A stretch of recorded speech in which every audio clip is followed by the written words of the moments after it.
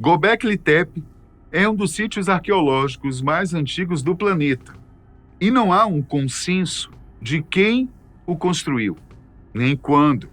Bom, teorias não faltam, não? Porém, a própria descoberta do sítio já é, em si, um pouco confusa, já que há algumas versões distorcidas, mas a que mais se aproxima da verdade é que, ainda nos anos 1960, alguns arqueólogos estavam na região e deram de cara com algumas lajes de calcário quebradas e supuseram tratar-se de algum cemitério medieval abandonado. E por isso não deram a devida atenção, descartando o local como se não fosse importante.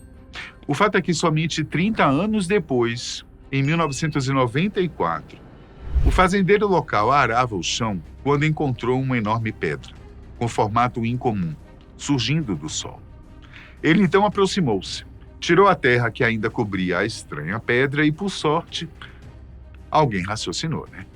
Isso parece fazer parte de alguma coisa muito maior. Ele entrou em contato com as autoridades da cidade. Em tempo, isso foi no interior da Turquia, as quais, por sua vez, contactaram um renomado arqueólogo alemão de nome Klaus Schmidt. Schmidt, que trabalhava em outro sítio conhecido como Nevalisori, não muito distante, resolveu conhecer o tão comentado Göbekli Tepe. Mais tarde, ele ainda compararia Göbekli a outro sítio, Gursu Tepe, dizendo que este último poderia ter um assentamento rural mais jovem, mas que poderiam ter alguma ligação, uma vez que uma das fases de Gursu Tepe parece alinhar-se à linha de tempo de sua vizinha mais famosa. E é bom explicar que Gurku Tepe é um sítio neolítico na periferia sudeste de Sanliurfa, também na Turquia, composto por 4 colinas baixas ao longo do riacho Sirrin. Todas as 4 colinas estão agora cobertas por construções modernas, de modo que não são mais reconhecíveis. Ainda na década de 1990, uma equipe arqueológica alemã, sob a direção de Klaus Schmidt, realizou sondagens nas 4 colinas e extensas escavações na segunda colina, vista do leste. O fato é que cada uma das colinas foi ocupada em tempos diferentes, mas em sequência, e um deles parece compartilhar a mesma linha do tempo de Göbekli Tepe. Quando Schmidt chegou a Göbekli e examinou a colina, percebeu algo extraordinário, que era a presença de enormes pilares em forma de T, que se projetavam do solo. Essas estruturas, que tinham semelhanças com as encontradas em Nevalisori, indicavam que ali havia algo muito mais antigo e monumental do que se pensava. Lideradas por Schmidt, as escavações começaram em 1995, e o que foi desenterrado chocou o mundo da arqueologia. A cada camada removida, revelavam-se complexos recintos circulares e ovais, com pilares megalíticos de até 5,5 metros de altura e pesando várias toneladas. Muitos desses pilares são decorados com intrincadas esculturas em baixo relevo de animais selvagens, como raposas, cobras, javalis, aves e insetos, além de símbolos abstratos e até representações humanoides estilizadas. Quando o professor Schmidt realizou a datação por radiocarbono na estrutura da pedra, os resultados indicaram que os monólitos têm 11.600 anos de idade, o que é absolutamente insano, se levarmos em consideração que os especialistas tradicionais acreditam que os caçadores-coletores emergiram da Era do Gelo, depois descobriram a agricultura e só então construíram assentamentos na antiga Mesopotâmia, cerca de 6.000 anos depois da data estimulada de construção de Göbekli Tepe. Isso torna essas estruturas o mais antigo complexo monumental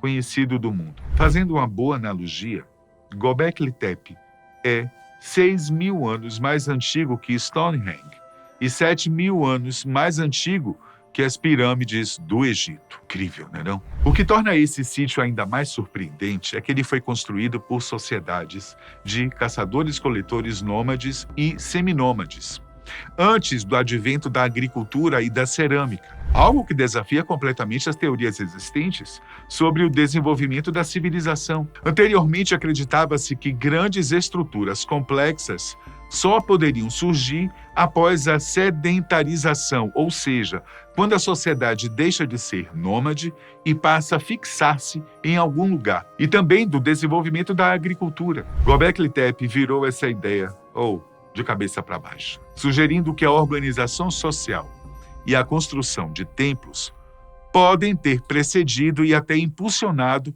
o desenvolvimento da agricultura. Segundo consta em um dos documentos de Schmidt, Göbekli Tepe é um dos sítios neolíticos mais fascinantes do mundo. Trata-se de um tel, um monte artificial que data do Neolítico pré-olaria. Não era usado para habitação e consiste em vários santuários na forma de recintos megalíticos circulares. Por ficar em um ponto mais alto na região, é um marco visível de longe. As enormes camadas de até 15 metros, nas quais está disposto, foram sendo acumuladas ao longo de vários milênios, numa área de cerca de 9 hectares. Ainda nos dias atuais, o local não perdeu nada de seu apelo mágico.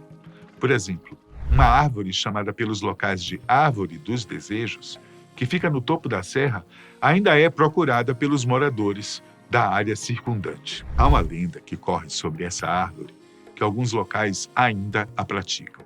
Dizem na região que os antigos moradores de Göbekli Tepe tinham o costume de andar ritualmente em torno dela, cada um com um pedaço de pano que depois eram amarrados aos galhos da árvore, representando um desejo que gostariam que realizasse. Certamente um costume bastante ritualístico, mas espera aí um pouquinho, estamos falando de alguns milênios atrás. Então é certo afirmar que essa árvore que lá se encontra não seja a mesma usada nos rituais. Num passado distante, aquele mesmo local possuía uma árvore verde maior do que as poucas plantas que existem hoje na região. O fato da árvore servir como um objeto ritualístico levantou suspeitas sobre o propósito de Göbekli Tepe. Será que serviu tanto de moradia quanto de um lugar sagrado? As pessoas mais tradicionais daquela região da Turquia sempre ouviram histórias de seus antepassados a respeito de Göbekli Tepe. Tratava-se de um lugar sagrado, na verdade, um templo. E os arqueólogos não demoraram muito para descobrir que essas pessoas estão certas. Göbekli Tepe não é só um lugar místico, como também já é considerado o templo mais antigo do mundo. O mais interessante de tudo é que pouco se sabe sobre esse templo. Na verdade, estima-se que não mais que 10% do sítio tenha sido escavado. E a pergunta que não quer calar é: se ainda há 90% de coisas a serem descobertas, o que pode estar enterrado sob a superfície de Göbekli Tepe? E para tornar as coisas ainda mais difíceis, dado o tempo que já estão trabalhando no local, alguns arqueólogos estimam que, nesse ritmo, demoraria cerca de 150 anos para escavarem toda a área. Por falar nas escavações, desde 2014, com a morte do professor Klaus Schmidt naquele ano, elas vêm sendo cada vez mais escassas e democratizadas. Em tempos anteriores, eles só tinham 4 meses do ano, 2 na primavera e outros 2 durante o outono, para trabalharem no sítio, dadas as condições do clima na região. As coisas pioraram depois da morte de Schmidt, talvez a pessoa mais dedicada ao antigo templo que já tem aparecido. Nem por isso os trabalhos foram integralmente abandonados. Tanto que as novas descobertas intrigaram bastante a comunidade arqueológica, já que traz algumas novidades. Vamos primeiramente falar sobre o que já tinham descoberto no sítio. De acordo com as escritas de Schmidt, é notável que, apesar da grandeza do local, não foram encontrados quaisquer edifícios residenciais em Göbekli Tepe. Em vez disso, as escavações revelaram a existência de pelo menos 2 fases distintas de uma impressionante arquitetura religiosa. A camada mais antiga, em particular, destaca-se pela sua grandiosidade. As características centrais dessa fase são os pilares monolíticos em forma de T, cada um com um peso considerável de várias toneladas. Esses pilares foram meticulosamente erguidos para formar grandes recintos circulares. No coração de cada um desses círculos, um par de pilares se eleva imponente, dominando a paisagem. Os diâmetros desses círculos variam entre 10 e 20 metros e os 10 a 12 pilares que compõem cada círculo são interligados com paredes construídas com pedras extraídas da pedreira. Schmidt e sua equipe designaram os primeiros recintos descobertos nos anos iniciais das escavações como A, B, C e D. Posteriormente, outros recintos nomeados E, F e G foram identificados. Contudo, esses últimos não exibem a mesma escala monumental dos 4 primeiros e, por essa razão, não são abordados em profundidade nesse trabalho específico. Essa descrição extraída das conclusões de Schmidt destaca um dos maiores enigmas de Göbekli Tepe, a ausência de habitações, sugerindo que o local era primeiramente um centro cerimonial ou religioso, e não um assentamento permanente. Aí é que mora a novidade. As descobertas recentes prometem mudar um pouco esse cenário. Até agora, os especialistas presumiam que Göbekli Tepe tinha sido construído pelos caçadores-coletores, nômades, para servir como local de encontro para cerimônias religiosas. Um verdadeiro templo. No entanto, novas evidências surgiram e, óbvio, desafiam essa teoria. Que tal? Foices de sílex, pedras de amolar e resíduos de plantas e animais. São apenas algumas das coisas que foram encontradas com as novas escavações e sugerem que seus construtores podem ter se dedicado à agricultura ou ao processamento de alimentos naquele lugar, indicando que não só serviu como um templo, como também por moradia por um período muito mais longo do que se imaginava do início. Em outras palavras, essas descobertas sugerem que os primeiros humanos podem ter começado a construir comunidades permanentes ou semi-permanentes muito antes do que se pensava. Além disso, escavações recentes revelaram estátuas monumentais, elementos arquitetônicos e esculturas pintadas, datadas do período neolítico pré-cerâmico, do 10º ao 9º milênio antes de Cristo. As descobertas incluem uma notável estátua de javali pintada em Göbekli Tepe, adornada com pigmentos vermelhos, brancos e pretos, considerada uma das estátuas pintadas mais antigas do período Mesolítico. Uma estátua de javali foi encontrada em um banco de pedra adornado com vários símbolos, incluindo um símbolo em forma de H, uma lua crescente, cobras e rostos humanos. Tais adornos, por si só, já são um enigma, no mínimo inquietante. As pedras nas quais eles foram gravados são muito duras. Seria necessário haver um instrumento com dureza ainda maior para conseguirem esculpi-las. O que será que utilizavam? Outra pedra? Olha, é bom lembrar que os instrumentos de metal como o ferro só foram aparecer cerca de 1500 anos antes de Cristo, num período conhecido como a Idade dos Metais, quando o homem conheceu e passou a usar ferro, cobre e bronze, considerado o último período da pré-história. Mas além de Göbekli Tepe, há também outro sítio tão peculiar e com altas semelhanças com esse primeiro, que é chamado de Karahan Tepe, descoberto em 1997. A distância entre eles é de pouco menos de 60 quilômetros. E ambos fazem parte de um conjunto de sítios arqueológicos na região conhecida como Taj Tepelek, ou Colinas de Pedra. Assim como em Göbekli, Karahan apresenta pilares em forma de T e estruturas megalíticas semelhantes. Mas alguns pesquisadores sugerem que ele pode ser ainda mais antigo.